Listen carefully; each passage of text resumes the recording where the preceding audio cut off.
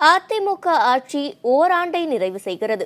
இந்த ஓராண்டில் இதுவரை 3 முதலமைச்சர்களை சந்தித்திருக்கிறது மாநிலம். இந்த ஓராண்டை சற்று திரும்பி பார்க்கலாம்.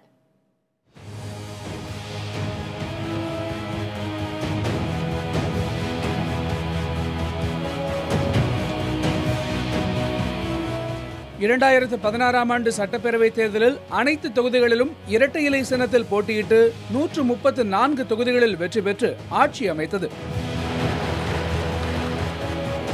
32 ஆண்டுகளுக்கு பிறகு ஆட்சியில் இருந்த கட்சியே மீண்டும் அரியணையில் அமர்ந்தது அதிமுகவின் சாதனை வெற்றியாக அமைந்தது. 2016 மே மாதம் 23ஆம் தேதி தமிழகத்தின் முதலமைச்சராக 6வது முறையாக பொறுப்பேற்றார் ஜெயலலிதா. ஜெயலலிதா என்னும் நான் முதல் நாளிலேயே டாஸ்மாக் பணி நேரம் குறைப்பு, 500 மதுக்கடைகள் மூடல் என்று 5 முக்கிய கோப்புகளில் கையெழுத்திட்டார்.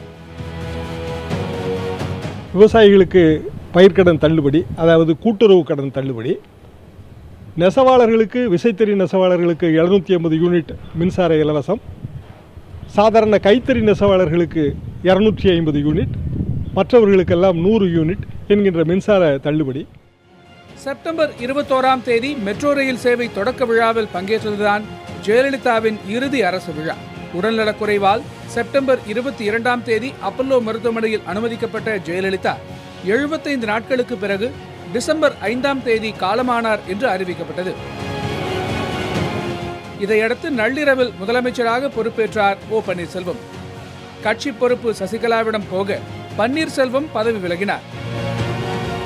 இந்நிலையில் சொத்து குவிப்பு மேல்முறையீட்டு வழக்கில் சசிகலா சிறை செல்ல புதிய முதலமைச்சராக கடந்த பிப்ரவரி 16ஆம் தேதி பொறுப்பேற்றார் எடப்பாடி பழனிசாமி.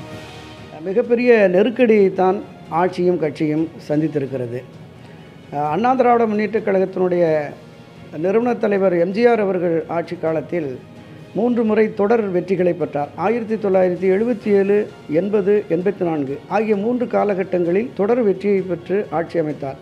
அதன் பிறகு சுமார் 32 ஆண்டுகளுக்கு பிறகு ஆட்சி கட்சியே மீண்டும் ஆட்சி அமைக்கக்கூடிய ஒரு மிகப்பெரிய வரலாற்று சிறப்பை செல்வி ஜெயலலிதா அவர்கள் பெற்றுக் கொடுத்திருந்தார்கள். எடப்பாடி அரசு அமைந்த 3 மாதங்களில் தமிழக அமைச்சரவை 3 முறை கூடியுள்ளது. ஜிஎஸ்டி, நீட் தேர்வு, ரியல் எஸ்டேட் மசோதா தொடர்பான பல முக்கிய முடிவுகள் அமைச்சரவையில் எடுக்கப்பட்டன. ஜிஎஸ்டிக்கு ஆதரவு, உதய் மின் திட்டத்திற்கு அனுமதி, நீட் தேர்வை ரத்து செய்ய முயற்சி என்று முதல்வர் பழனிசாமி தலைமையிலான அரசு பல்வேறு முக்கிய முடிவுகளை கடந்த 90 நாட்களில் மேற்கொண்டுள்ளது.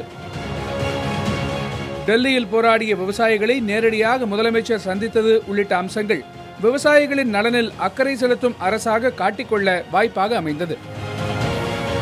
அரசு இயந்திரம் ஒருபுறம் சுழன்று கொண்டிருந்தாலும் ஆட்சிக்கு எதிராக ஆளும் கட்சியின் எம்எல்ஏக்களே அரசுக்கு எதிரான நடவடிக்கைகளில் ஈடுபடுவது ஆளும் கட்சிக்கு தொடர்ந்து சிக்கலாக உள்ளது என்று அரசியல் விமர்சகர்கள் கருதுகின்றனர்.